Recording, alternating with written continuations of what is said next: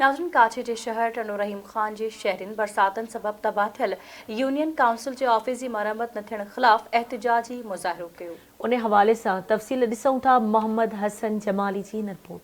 काछे जे शहर टंडो रहीम ख़ान जे शहरनि पारां यूनियन काउंसिल आफिस अॻियां एहतिजाजी मुज़ाहिरो कयो। एहतिजाजी मुज़ाहिरो PTI वार्ड नंबर 3 चूंडियल काउंसलर गुलाम नबी जमाली, कामरेड अमीन जमाली, कामरेड ज़फर लाशारी ऐं ॿियनि पारां कयो वियो। हिननि ॿुधायो त टंडो रहीम ख़ान UC हेडक्वार्टर आहे, पर गुज़िरियल साल खां यूनियन काउंसिल आफिस जी बिल्डिंग बरसातुनि सबबि किरण बैदि अञा ताईं नाहे ठही सघी। उन मौक़े ते मुज़ाहिरीन आवाज़ TV न्यूज़ सां ॻाल्हाईंदे ॿुधायो त यूनियन काउंसिल जे लाइ ऐं असांजी ऑफिस सफ़ा ख़तमु थी वई आहे, टही वई आहे ऐं असांखे तकलीफ़ जो ई वञूं था ऐं असां वटि किराया भाड़ा कोन्हनि, तेल महांगा ऐं असांखे हिते का बि सहूलियत कान्हे का। असां यूनियन किरी पई आहे। जेकॾहिं हिते असांजो UC सेक्रेटरी वेहे त असांखे जो ई दादू वञिणो न पवे। असांखे तमामु घणी ॾुखियाई आहे।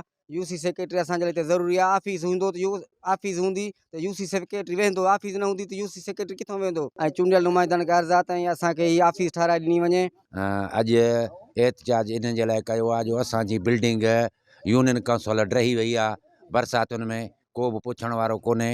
ऐं असां हिते कंहिंखे चऊं केॾे वञूं, असां चूंडियल नुमाइंदा आहियूं। हींअर असांजो फ़र्ज़ु थो बणिजे असां माण्हुनि जा मसइला हल कयूं, हिते वेहूं, असांजी कमेटी वेहंदी, असांजो सेक्रेटरी किथे आहे ऐं गवर्नमेंट जा इहे जेके मुलाज़िम आहिनि पघारूं था खणनि, इहे किथे आहिनि ऐं असांजी हेॾे तवजह ई कोन्हे हिन बिल्डिंग ॾे।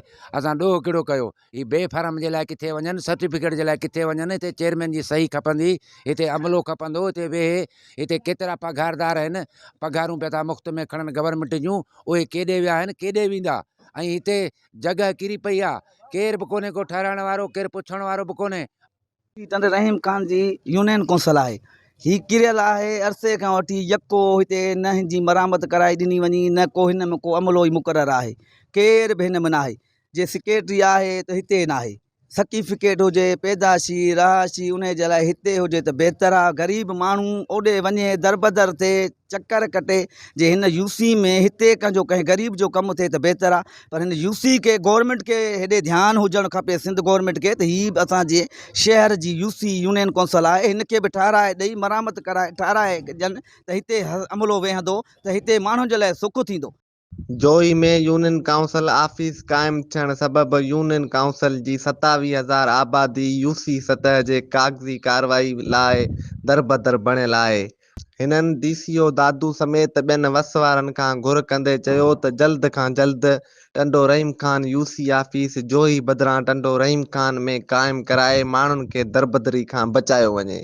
मोहम्मद हसन जमाली, आवाज़ TV न्यूज़, टंडो रहीम ख़ान, काछो।